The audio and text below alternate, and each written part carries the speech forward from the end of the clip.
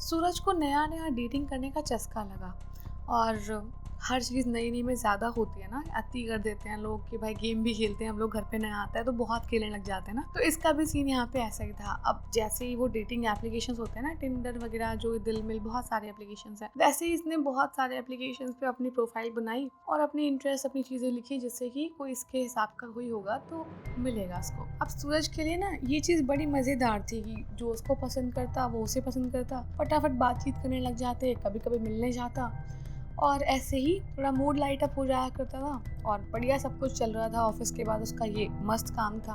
अब ऐसे करते करते उसकी मेंटालिटी ये हो गई कि यार, अब हम जो चीज़ें ये लॉन्ग टर्म रिलेशनशिप वाले करते हैं, लड़ाई झगड़ा और ब्रेकअप, ये सबसे बढ़िया है कि यार शॉर्ट टर्म प्यार करो और भाई ठीक है, पसंद करते हैं और फिर कोई बात नहीं, नहीं चली बात तो बड़ी सारी चीज़ें उसको लगने लग गई कि यार एक कमिटमेंट से तो बहुत अच्छा है कि ऐसे ही शॉर्ट टर्म अगर बातचीत हो रही है बढ़िया तो ठीक है, वरना कोई बात ही नहीं है। लेकिन कभी ना कभी तो ऊट पहाड़ के नीचे आता ही है ना। तो वैसा ही हुआ सूरज के साथ में। अब ऐसे ही सूरज को एक दिन उस एप्लीकेशन पे श्वेता नाम की एक लड़की का मैसेज आया और जैसे इसने प्रोफाइल खोली श्वेता की, ये देखता क्या है कि श्वेता और सूरज में बहुत सिमिलैरिटीज़ हैं और बड़ी फ़नी टाइप की लड़की लगी। जो वो सोचता था कि ऐसी फ़न लविंग लड़की होगी कोई तो मतलब कितना मज़ा आता होगा कि भाई बोरियत नहीं होती, बड़ी सारी चीज़ें। अब इसने उसका मैसेज देखा, रिप्लाई किया, बातें होने लग गई। अब बातें करते करते पता चला सूरज को कि जैसी वो चाहता है ना अपनी लाइफ में लड़की, वैसी ही बहुत हद तक वैसी लड़की थी श्वेता। और जब वो बातें करते थे तो उस लड़की का सेंस ऑफ ह्यूमर बहुत अच्छा था, सेल्फ डिपेंडेंट थी और उसकी मेंटेलिटी थी कि भाई 50-50 वाला हिसाब किताब, थॉट से भी इंडिपेंडेंट, सब कुछ बहुत अच्छा था। कोई भी एक लड़का या हस्बैंड अपनी वाइफ में ढूंढता है ना, वो बहुत सारी क्वालिटीज उसके अंदर थी। अंडरस्टैंडिंग थी, वो बातों को समझती थी, कभी भी ऐसे बिना मतलब में झगड़ा नहीं होता था, बड़ी सारी चीज़ें। और धीरे धीरे करते करते सूरज पिघलने लग गया। वैसे तो पहले ही पिघल गया था, बट धीरे धीरे और पिघलने लग गया और उसको लगा कि बस भाई अब तो बहुत बढ़िया लड़की मिल गई। और अब उसको समझ में आया कि लोग लॉन्ग टर्म रिलेशनशिप में क्यों जाते हैं, जब किसी को कोई इतना पसंद आता है कि उसके साथ पूरी लाइफ प्लान कर लेते हैं। तो ऐसे ही कुछ सूरज का सीन हुआ। अभी उससे मिला नहीं था सूरज श्वेता से, लेकिन बहुत हद तक वो लगता था उसे कि वो उससे मिल भी चुका है, समझ भी चुका है, बड़ी बातें हो गई हैं, क्योंकि बातें ही लोग बहुत टाइम टाइम तक करते थे। अब कुछ टाइम हुआ, धीरे धीरे इसको श्वेता ने बोला कि चलो कहीं मिलते हैं। तो सूरज ने बोला कि यार मैं तो फैमिली के साथ में रहता हूँ, एक काम करो तुम डिसाइड करो कौन से प्लेस पे मिलना है, मैं कोशिश करूँगा कि मैं तुमसे मिलने आ जाऊँ। तो श्वेता ने बोला कि ठीक है, तुम फैमिली के साथ रहते हो, मैं तो नहीं रहती ना, तुम एक काम करो, एक स्पेसिफिक डेट दी कि इस दिन आना और इतने इतने बजे आना। तो सूरज ने बोला ठीक है, कोई प्रॉब्लम नहीं है, आ जाऊँगा। अब सूरज अपना रेडी हुआ, परफ्यूम वर्फ्यूम लगाई, बढ़िया सा बुके लिया कि कुछ तो गिफ्ट देंगे ही ना, और अपना कार स्टार्ट करके निकल पड़ा जहाँ पे उसने लोकेशन दी थी। जाते जाते जाते मैप में ढूंढ रहा है और ऐसी जगह पहुंच गया जहाँ पे आगे कहीं रास्ता ही नहीं दिख रहा। जैसे शहर से आउटर होता है ना कि दूर दूर तक खेत खलियान दिखते हैं, फिर कभी कभी खंडहर या फिर टूटी फूटी बिल्डिंग्स है ना, जहाँ कुछ भी डेवलपमेंट टाइप नहीं होता, वैसी जगहों पे चला गया। और तब भी वो लोकेशन आने को तैयार नहीं, अभी भी कुछ दूर, अभी भी कुछ दूर। फाइनली वो पहुंचा एक ऐसे घर के सामने जहाँ पे बस वो घर जो था ना, जैसे अबेंडेंट घर नहीं होते हैं कि टूटे फूटे से पड़े हैं, बाहर से ऐसा लग रहा है जैसे कोई नहीं रहता होगा लेकिन अंदर लाइट वाइट जल रही हो, उस टाइप का घर था। और लोकेशन वहाँ पे फिनिश हो गई। तो इसको लगा कि यार ये यहाँ कैसे रहती होगी आके, वो भी शहर से इतना दूर जहाँ दूर दूर तक कोई भी नहीं है और ना ही कोई दुकान तक का, मतलब छोटे मोटे जनरल स्टोर होते ना, वैसा भी कुछ नहीं था, काफ़ी दूर था वो घर।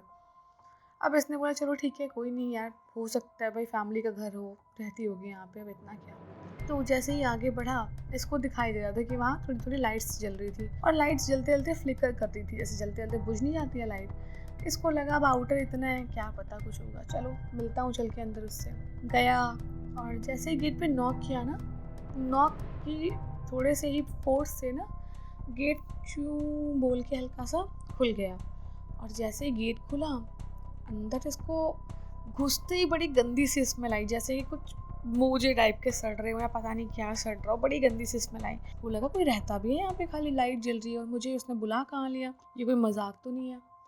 अब उसने सब जगह आवाज़ दी, श्वेता श्वेता। घर में नीचे ऐसे ही कहीं कहीं पे कैंडल जल रही थी और कुछ पता नहीं किचन में ऐसे बनने की आवाज़ आई, जैसे कोई कुछ बना रहा हो। तो इसको लगा एक बार जाके वहाँ देख लेता हूँ। ये फटाफट गया और किचन में देखा तो एक लड़की खड़ी थी, और जैसा इसने एक्सपेक्ट किया था ना, उससे कहीं ज़्यादा खूबसूरत, बहुत सुंदर। उसकी आंखें थोड़ी थोड़ी ब्लूइश टाइप की थी, जो कि इंडियन जो हमारी होती है ना आंखें, बहुत उससे डिफरेंट थी। उसके बाल थोड़े थोड़े से जैसे कि वो होता है ना ब्लॉन्ड हेयर, बहुत डिफरेंट लग रही थी, जो कि उसको एक्सपेक्टेड नहीं था सूरज को कि इतनी सुंदर लगती होगी सच में ये। और उसको लगा प्रोफाइल तो क्या पता किसी की भी लगा दी हो, लेकिन वो सच में बहुत सुंदर थी श्वेता। उसका नाम श्वेता था, लेकिन लगती किसी जैकलिन टाइप की थी। तो वो जैसे ही सूरज ने देखा उसको, स्मेल सब भूल गया भाई, कोई दिक्कत नहीं है, आने दो स्मेल। श्वेता को देखते ही फटाफट हक किया उसने कि यार मतलब बहुत टाइम बाद मिले हम, ये वो बातें होने लग गई। श्वेता भी बहुत खुश थी देख के इसको, बड़ी अच्छी अच्छी बातें हुई। और श्वेता ने ना इसको कुछ खाने पीने को दिया कि भाई फटाफट बैठो चेयर पे, और तुम्हारे लिए इतना कुछ बनाया है मैंने और जल्दी दिखाओ।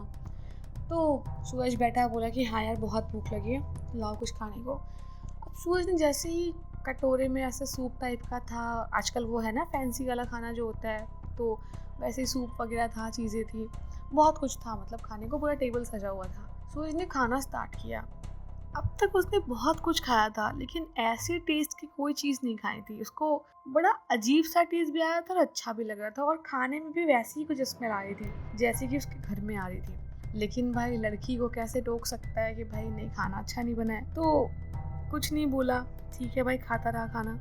खाना खाते खाते उसे पता नहीं क्या हो गया, उसे बड़ा नींद सी फील होने लग गए, जबकि वो अभी अभी आया था और बहुत एक्साइटेड था श्वेता से मिलने, उससे बातें करने के लिए। और इनका प्लान था कि रात भर साथ रहेंगे, टाइम स्पेंड करेंगे और खूब सारी बातें करेंगे, लेकिन ऐसा कुछ भी नहीं हुआ।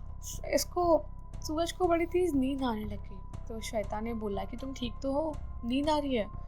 तो सूरज ने ऐसे ही बोला कि हाँ यार नींद आ रही है, मुझे सोने का मन कर रहा है। तो श्वेता ने कहा ठीक है चलो तुम्हें सुला देती हूँ ऊपर रूम में। अब सूरज नींद में ही था, लेकिन जैसे ही श्वेता उसको ले जा रही थी सहारा देके, सूरज देख रहा था कि वो घर किसी भी नॉर्मल इंसान के घर जैसा था ही नहीं। नीचे का फ्लोर तो फिर भी समझने लायक था, लेकिन जिस फ्लोर पे वो सूरज को ले जा रही थी, वो पूरा फ्लोर ब्लैक कलर से पेंट था, पूरा फ्लोर। और ऊपर सिर्फ और सिर्फ कैंडल जल रही थी थोड़ी दूरी पे, और जो रूम के पर्दे थे वैसे हवा से ऐसे उड़ रहे थे फर फर फर फर करके, जबकि वहाँ कोई इतनी खास हवा भी नहीं थी, ना ही इतनी कोई बड़ी खिड़की थी जहाँ से वेंटिलेशन ऐसा हो रहा हो कुछ कि भाई बहुत ठंडी हवा आ रही है, कुछ नहीं था। बस सूरज हल्की हल्की नींद में सब देख रहा था, उसको रूम में दिखाई दिया जैसे कि लोग बैठे हुए हैं कुछ, लेकिन कौन लोग थे क्या थे कुछ क्लियर दिख नहीं रहा। धीरे धीरे आंखें वो बिस्तर के साइड ले जाई थी, लेकिन जो बिस्तर था वो ज़मीन पे लगा हुआ था, और जैसे कि कोई इंसान का जो लास्ट रिचुअल होता है ना, जैसे कि वो बनाते हैं बांस वांस से, वैसा ही कुछ था जहाँ पे उसको लिटा रही थी वो कि यहाँ पे लेट जाओ, और उसको बोला यही बिस्तर है, मैं यहीं पे सोती हूँ ये वो, लेकिन वो कुछ और था। और वहाँ पे लोग बैठे थे, आग जल रही थी, उसको याद है कि वहाँ पे सिंदूर वगैरह पड़ा था, काला काला कुछ हो रखा था, जैसे काला जादू पे बहुत सारी चीज़ इस्तेमाल होती हैं, तो वैसा ही कुछ। और अब भी श्वेता के जब उसने हाथ देखे, जो कि उसने अपने ऐसे पकड़ रखे थे, उसको दोनों हाथों को पकड़ रखा था संभालने के लिए, श्वेता के हाथों में जैसे कोई बूढ़े इंसान के हाथों में झुर्रियाँ नहीं पड़ी होती है, जैसे दादी वादी होती नहीं 90-95 साल की, वैसे हाथों की झुर्रियाँ पड़ी हुई, बहुत भयंकर। और हल्का सूरज ने तिरछा किया अपना सर उसकी शक्ल देखने के लिए, लेकिन तब तक वो शायद बेहोश हो गया था या सो गया था। उसको उस पर लिटा दिया गया। अब वो लेटा रहा और यहाँ पे जो कुछ भी चल रहा था वो चलता रहा, वैसे ही चूने से पेंटाग्राम बना हुआ, बड़ी सारी चीज़ें करी हुई, और लोग एक सर्कल में बैठ के कोई ऐसी अजीब सी लैंग्वेज में चीज़ें बोल रहे थे, शायद कोई चैंटिंग कर रहे होंगे किसी चीज़ की। उनको लगा था कि भाई ये तो बेहोश है अभी, या सो रहा है, जो भी है। पता नहीं क्या हुआ, सूरज की एकदम से आँख खुली और इस बार सूरज एकदम होश में था। और जैसे उसने इस बार देखा ना भाई, सामने वो 6-7 विच टाइप की नहीं होती हैं, वो बैठी थी, और बीच में ये लड़की श्वेता बैठी हुई थी। और श्वेता जो ड्रेस पहनी थी ना, उससे पहचान हुई उसकी। श्वेता ऐसी दिख रही जैसे कि वो कम से कम नहीं तो 200-300 साल की होगी, इतनी भयंकर बुड्ढी, इतनी भयंकर बुड्ढी लग रही थी वो देखने में। उसकी आंखें एकदम सफ़ेद हो चुकी थी, और वो विच दिखती नहीं अलग सी, वैसा टाइप का, बड़ा बेकार, बड़ा भयंकर, बड़ा डरावना। सूरज को लगा बस कैसे भी जान बचे, मैं निकलूं यहाँ से, हे भगवान दादा रक्षा करो, हनुमान दादा रक्षा करो, भागू भागू। हालांकि विच थी वो, तो हो सकता है अभी उतनी पावर ना हो उनके अंदर। अभी बैठी हूँ इसको मारने के लिए या फिर कुछ करने के लिए इसके साथ, लेकिन इसकी आँख खुली और बड़ी तेज़ी से भगा, बस अपना पैर-वैर सँभालते हुए जैसे-जैसे जो कुछ हो सका भगा। रास्ते में इसको एक आध जगह चोट भी लग गई, लेकिन इसको मतलब नहीं था, इसको था भाई सीधे कार तक पहुँचूँ और कैसे भी कार चालू और मैं निकलूँ यहाँ से। निकलते-निकलते, भागते-भागते उसको जैसे-तैसे वो अपनी कार तक पहुँचा और कार स्टार्ट की जैसे ही। चलाते-चलाते गाड़ी बहुत तेज़ एकदम आगे निकल गया, एकदम आगे जाके जब उसने देखा कि शायद हो सकता है वो जो कुछ भी था पीछे रह गया होगा, फ़र्क नहीं है जो भी है, देख लेता हूँ। गाड़ी रोकी 2 मिनट के लिए, वहाँ कोई नहीं था दूर-दूर तक और एकदम से सूरज की कार के ऊपर से धम-धम की आवाज़ आने लगी। ऐसा लगा था जैसे 2-3 लोग सूरज की कार के ऊपर बैठे हुए हैं। अब ना सूरज के निकलने की हिम्मत थी और ना ही सूरज की हिम्मत थी कि वो अब कार आगे बढ़ाए और अब उसको जानना था कि भाई उसके साथ होने वाला क्या था, क्या चीज़ थी। शायद वो लोग उसको कुछ करने ले गए होंगे और जो श्वेता होगी वो कुछ और होगी, कुछ और नाम होगा और वो एक्चुअल में एक विच होगी। अब बस इसने बड़ा भगवान का नाम लिया कि बस भगवान आज रक्षा कर लो कुछ भी करके। ये अपनी कार थोड़ा-थोड़ा आगे बढ़ाने ही लग गया कि चलो जो होगा देखा जाएगा, धम-धम करने दो। आगे जाके ऐसे एक मंदिर पड़ा, वहाँ पे सूरज ने हाथ जोड़े भगवान के कि भगवान जो भी है यहाँ से हटाओ और मेरी रक्षा करो बस कैसे भी। बड़ा भगवान से प्रार्थना-वार्थना करने के बाद में पता नहीं कैसे, लेकिन इतनी रात को वहाँ मंदिर से पंडित जी निकले और इसको बोलने लग गए कि क्या हो गया बेटा, इतनी रात में क्यों सफ़र कर रहे हो। तो सूरज को लगा जैसे कोई अपना मिल गया उसे, बिल्कुल जैसे माई बाप होते नहीं है वो मिल गए हो कि भैया हम कहाँ फंसे थे क्या बताएं वाली चीज़। वैसे ही जैसे ही पंडित जी उसको ऐसे राम नाम ही उड़े हुए थे, आए उसके पास में और पूछने लग गए ये सब बातें। तो उन्होंने बोला अगर भटक गए हो तो आ जाओ, आज रात मंदिर में रुक जाओ और कल निकल जाना। तो सूरज ने यहाँ पे कुछ नहीं बोला क्योंकि उसको डर था कि कहीं भाई ऊपर ही ना बैठी हो। फटाफट अपना जो कुछ भी थोड़ा बहुत लॉक ऑफ गाड़ी करनी थी, किनारे लगानी थी, लगाई और सीधे मंदिर में भागा पंडित जी के साथ में। और मंदिर में जाते ही पंडित जी को बताया कि आगे थोड़ी दूरी पे यहाँ पे एक घर है और वहाँ पे मेरे साथ ऐसा हुआ और ये सब चीज़ें हुई और मुझे अब पता चला कि वो कोई और लोग थे। वो तो अच्छा हुआ मेरी नींद खुल गई, वरना मुझे मार देते ये सब।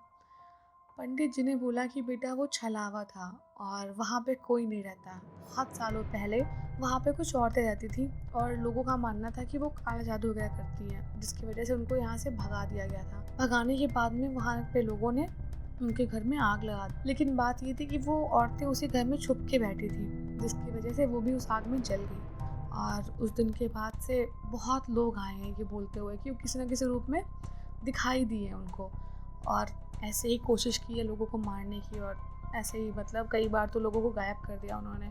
लेकिन तुम किस्मत वाले हो जो बच गए।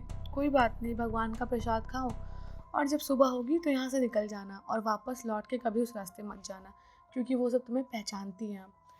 तो सूरज ने बाबा जी को प्रणाम किया कि भैया आपने इतनी मेरी मदद की, यहाँ पे आपने रोका और सब कुछ। चलो जो भी था जैसा भी था, लेकिन सूरज जब सेफ था उसको पता चल गया था कि कोई भी चीज़ ना अति से ज़्यादा कभी नहीं होनी चाहिए। तो अगर आपको स्टोरी अच्छी लगी हो तो वीडियो को लाइक करना और कमेंट करके बताना स्टोरी कैसी लगी थी और सब्सक्राइब करना मत भूलना।